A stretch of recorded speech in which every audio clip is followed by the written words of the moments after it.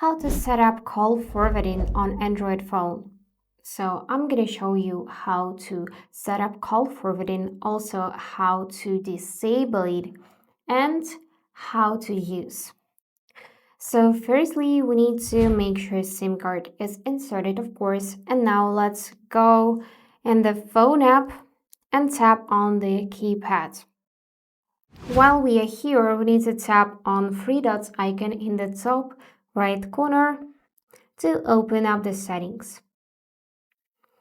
So from here, you need to scroll a bit down until you can find supplementary services. Tap on that and you will see the option for call forwarding. Now decide whether you want to forward your video calls or voice calls. I'm going to choose voice. And now you have several options. You can either always forward your calls, forward when busy, forward when unanswered, or forward when unreachable. And in each section, you can set different phone numbers, which is also cool. We can choose always forward, for example. And here you can manually enter the phone number, or you can click on this little person icon on the right side and select contacts from your contacts list. Let's just go through the list to find the contact, and I'm gonna choose Maddie.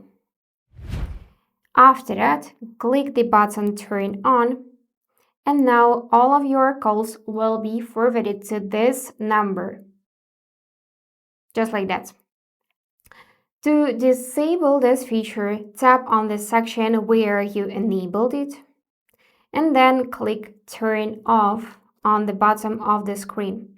Or you can update phone number here or set different contact from your list.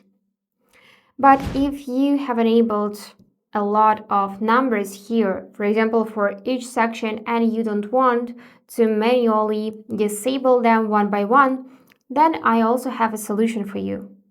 Just go back to the keypad on your device and enter ##002# and then make a call.